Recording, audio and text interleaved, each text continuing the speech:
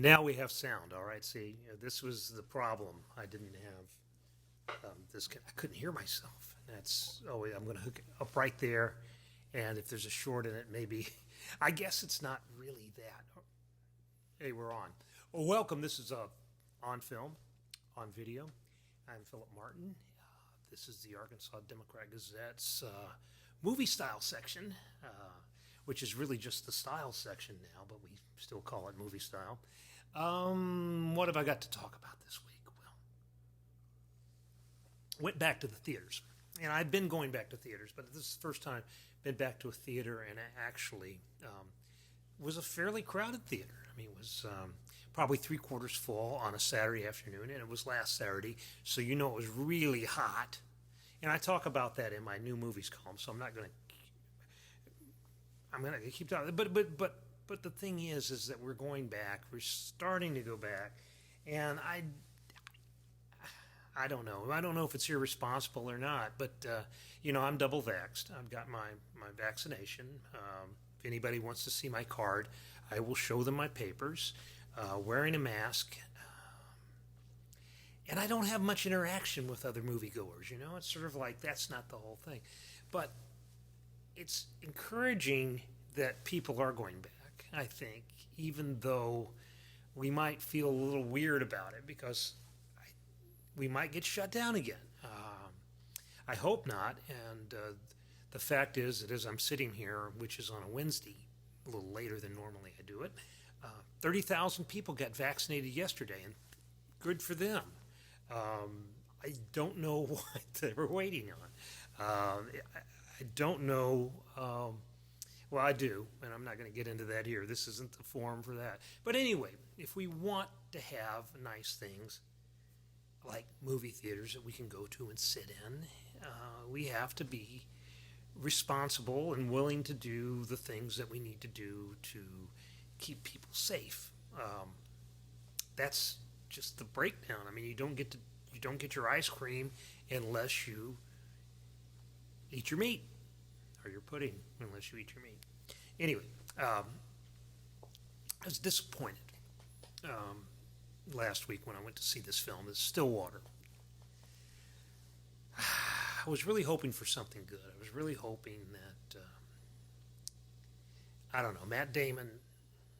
I like Matt Damon. I met Matt Damon a long time ago. I met him, and I've talked to him a few times since. He doesn't know me. Let's get that straight. Get that out of there. Yeah, I am not somebody that he, would remember. But I met him on Saving Private Ryan when he was cast specifically in Saving Private Ryan because he was unknown at the time. By the time Saving Private Ryan came out, he was a little bit known, and within a little while he was a big star. But when I met him, he wasn't a big star. He was just little Maddie from Boston, and he was a very small person. And I say this with absolutely no prejudice. I really have talked about this many times before about how the camera likes compact people, small people with relatively large heads in their proportions. I don't know exactly why that is, but that's just most of our movie stars fit in that sort of, template. They have Tom Cruise would be the, primary example. They look like caricatures. They've got big heads, relatively small bodies, and they're very charismatic, and they're very good at what they do. I mean, Matt Damon's a very good actor, even if he seems to be playing even if his range does not seem to be very wide. He's very good. He's been very good in many performances. I've been very impressed with him. And in Stillwater, I'm sort of impressed with him. I mean, I don't know how hard it is to play the stolid Oklahoma guy. He gets the accent pretty well on. But the strange thing about Stillwater, and what I was excited about, is I was excited about seeing them make this red state guy, presumably a Trump voter, presumably the same sort of, like our friends and neighbors, the kind of guys that we know all the time. I was interested to see how you would put him in Marseille and have him interact with people and, to see him grow or not grow or whatever. And he does, but it's just sort of like the Oklahoma parts feel less authentic than the Marseille parts of this movie, which is really interesting because Tom McCarthy is another guy I slightly know. I mean, I've interviewed him a couple times. I'm very impressed with him as an actor and as a director. He did Spotlight. He did a movie called I think it's called The Visitor with Richard Jenkins years ago. That was my favorite film of that year. And I think he's a real interesting storyteller. I don't know that he has a wide. He's like Matt Damon. I don't know that he has a really wide dynamic range in his arsenal. I don't know. He's not a flamboyant filmmaker, which I appreciate. Actually, I actually like guys who color within the lines and tell us stories. And not everybody needs to be Leos Carax, who does Annette, which is also reviewed in this week's movie style. We don't need every movie to be like that. We don't need every. I'm happy with movies like Stillwater that tell stories in conventional ways and use relatable characters in them. But there's just something that's kind of flat about it, and I can't quite put my finger on it. And it's not what other people are complaining about. It's not this sort of casual racism about the slums of Marseille, which I'm not even sure that that's not just the way that Marseille is. I really do think they probably have some serious problems there. And one of the reasons I think that is because I watched the Netflix drama Marseille, which starred what's his name, Gerard Depardieu as the corrupt mayor of the corrupt city of Marseille. So I mean, if I go to Marseille, I know where I'm going and where I'm not going. I'm not going into these parts of the city that were featured in both the TV series and in this movie Stillwater. Obviously,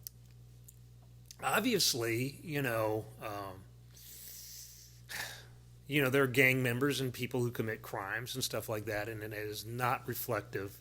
Most people are not criminals, no matter where they're from. But if you're going to make a movie, you're generally going to have criminals in it. You're generally going to have, and I don't get this idea that the only safe villains now are old white guys. I think old white guys make fine villains, but I don't think that they're the only thing we have to choose from. So, I don't know. I'm just not. That's not what bothered me about it. I'm just say that didn't bother me about it. The fact that Abigail Breslin was cast in it didn't bother me. I've heard people object to her casting. I thought she actually was a relatively good choice to play this American who's accused of murder in France and is locked up, a la Amanda Knox, but it's not the Amanda Knox story. It might have been more interesting if it were the Amanda Knox story, actually. We don't get many of the particulars. We don't hardly get any of the particulars of the murder. And maybe that bothers me a little bit. Maybe it's just sort of like, I would have liked to have had it been more. But, I like Camille Cotin, the female lead, who I've been talking about. She's in Call My Agent, which is on Netflix. I guess she was doing those. I guess that ended a couple of years ago. I mean, I think she's 42 now, and maybe she was 40 when this happened, when they were doing Call My Agent. Maybe she's even older now, which is another good thing. It's really nice to see actresses as opposed to actors. I mean, I normally use the gender-neutral term, but here I really think it applies to women and specifically. Get a chance to play like sexy people in their 40s and beyond. Men get that chance.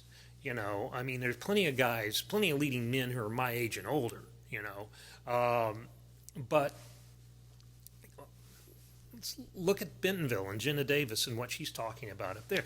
She had this lull in her career when she hit 40 because no longer was she the girlfriend, part. She didn't have that anymore. I mean, and to be fair, Gina Davis had a really good career up until then, and she got to do a lot of different parts and really even action hero type parts, even though Cutthroat Island was really terrible.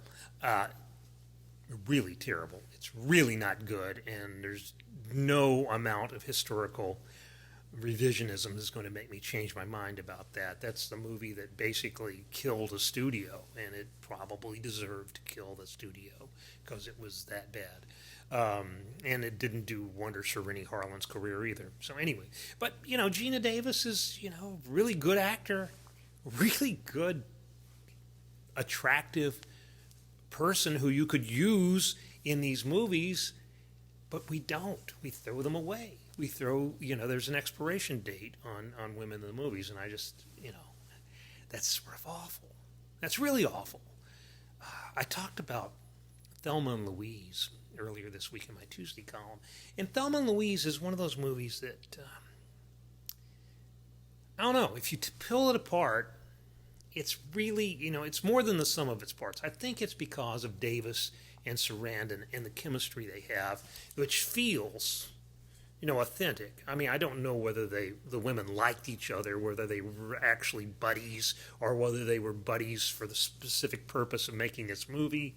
I don't know whether they keep in touch. I don't know any of that stuff. But it feels like there's a real relationship between them, and it feels like it extends beyond the parameters of the screen. Like it goes back in time, and it probably doesn't go forward in time because we probably see, the next thing. We freeze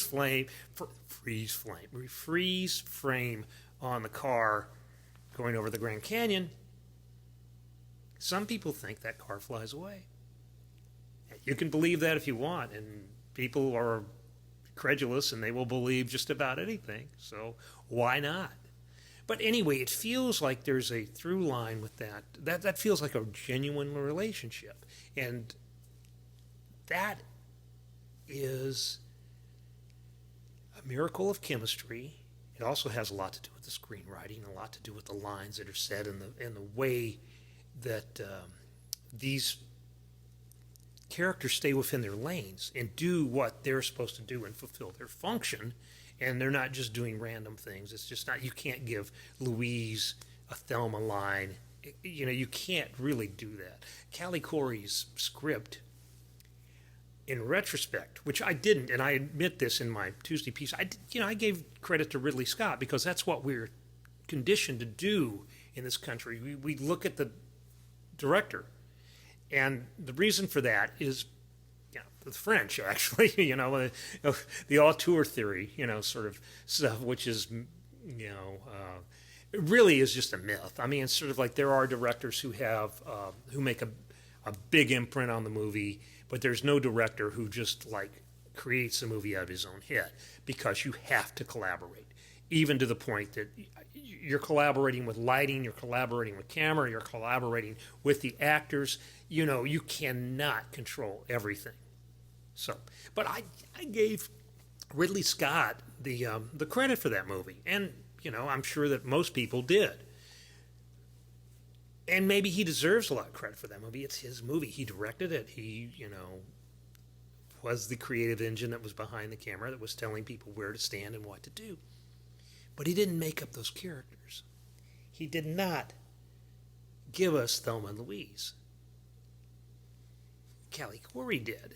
And she didn't even really do that. She did it in collaboration with Susan Sarandon and Gina Davis. And if you could have put other people in there, and maybe it would have worked. Maybe Juliette Binoche could have played one of the roles. Maybe, Judi Dench. You just swap people in and out and think about it. It's a different movie. At least it's a different movie. It's probably not as good a movie because this seems to be, very serendipitous and very much a product of these two particular performers and the way they behave together. Now, some people would probably dispute that. I mean, Paul Sorvino, if he were here, would probably say he could act with anybody and he could generate that illusion of chemistry with anybody. I don't know. I mean, that's another way of looking at it, that if you're good, you can do it. And if you're not good, you can't do it, and there's just no way of trying. But if you're good, well, it sort of becomes like you're good, so you're interchangeable. I don't really believe that. I really think that there is something to casting the right people, not just talented, credible people in these roles, but the right people.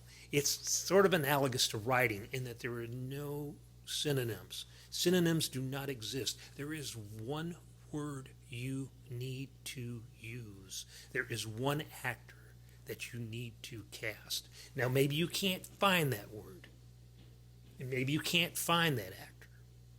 Well, then you do compromise. And everything is compromised. Everything is compromised, and nothing is ideal. But some words are better than others. And it doesn't mean that they're better than others just on their own. It's just like they're better than others in context. Some actors are better than others in context and in combination with one another. That's it. So it's when you have a film like Thelma and Louise, what I'm trying to say is it's a little miracle. Because it could have been, like an independent film that grossed a little bit of money, made a little bit of money, maybe was a cult favorite or something. But you needed that Ridley Scott sort of big, big explosions and this sort of, you needed to make it an American myth. It needed to enter that pantheon with these iconic characters. We didn't need them to be small, That's, basically my thinking on Thelma and Louise 30 years later. And the weird thing is that when I went back and read my review of Thelma and Louise, number one, I didn't feel like bad. I mean, I really felt like, that's a pretty good review. I actually kind of nailed it. I did feel bad that I did not even mention the screenwriter. But at the time, the script didn't seem like the biggest part of it. Now, in retrospect, and having watched it, maybe 3-4 times over the last 30 years, I don't think I've seen it a whole lot, but I do remember just about every scene. I pretty much could take you through the film. It's structured really well. It's really well written. It's a really good movie. And good movies come along. We get 2 or 3, 4 every year.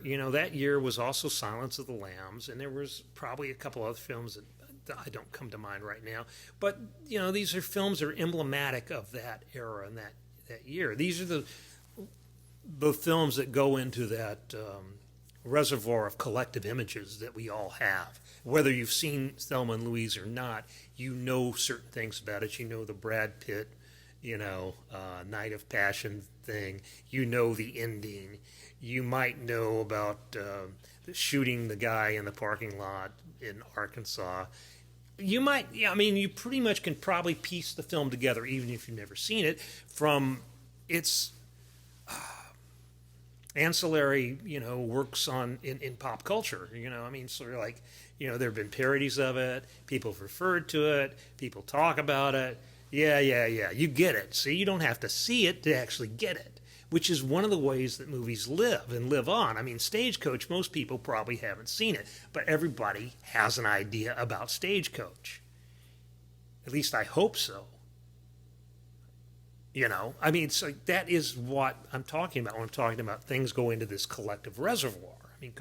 And they're available to us, whether we have seen the movie or we've seen somebody goofing on the movie or we've seen clips from the movie or we've read about the movie, which is the way a lot of people like me actually get to them. We read about them first and then we have to go seek them out and see them and stuff like that.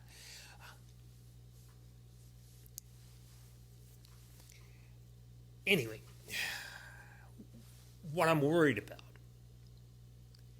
and I don't know what to do about it, but what I'm worried about is this sort of, we are more and more siloed in our cultural references.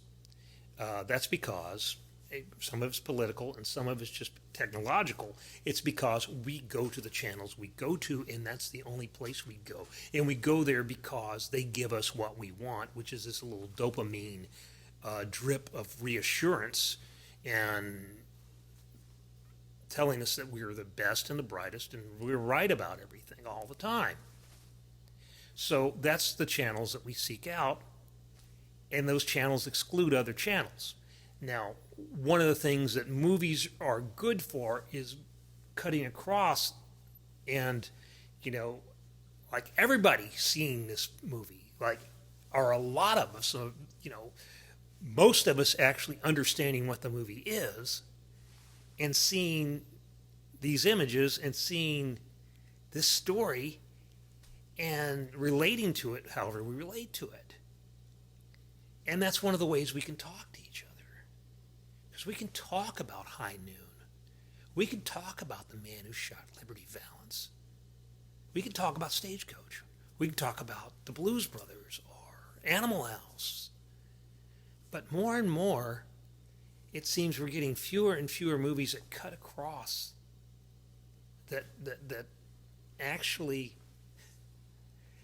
do get to these other quadrants and out, sort of like you have your horror guys, you have your action movie guys, you have your superhero people. And I'm not sure that there's that there is such a thing as a movie that, really captures the American imagination anymore. Thelma and Louise was one of those. And, it's a big Hollywood movie. It's a big budget, big stars, big face. But it manages to do that. My favorite movies are things like Minari, that's in my silo. I don't want to lose those. And the way we keep those is that we keep a demand for them. We actually have people going to theaters to see these things. Now, sure, things are changing. Things are going to change. I don't know how viable the motion picture in the theater model is for the next 50 years out. I don't know whether people are still going to go see something every week. Some people do go see something every week. Most of us don't. Most people see fewer than 10 movies in a theater every year. But I want that to continue as long as we continue, because it's part of what makes our society cohesive. It's part of what holds us together. And I really think that we're losing it, because we are losing the movies like Thelma and Louise. We have plenty of big blockbusters, but they're blockbusters that half the country doesn't care about to begin with. All the superhero movies. I mean, they bring a lot of people in. They have a lot of box office juice, but they're not everybody's movie. Your grandma probably does not go see Spider-Man. Maybe she does, but probably not. So, what am I saying? I'm calling for good movies that we all kind of know about. That's not necessarily big, crass, overt movies, because you don't have to have big, crass, overt movies. It didn't used to be that way. It didn't used to be that the dumbest movies were the biggest sellers and the lowest common denominator movies were the biggest sellers. It was good movies, or at least movies that appealed to a lot of people and had something interesting about them. Now, the interesting movies now tend to end up on, streaming services, on HBO, on Netflix, places like that. And that's fine. That's fine. It's great for someone like me who likes to watch them. But it's not great for our country. Not great for our society. Not great for our culture. Now, what am I going to do about it? I'm not going to do a thing about it. And I'm going to sit here and I'm going to talk about it. And I'm going to tell people that we really need more Thelma and Louise. So anyway, till next week. We'll see you. Take care. And go to movies. Vax yourself. Mask yourself. Go to movies.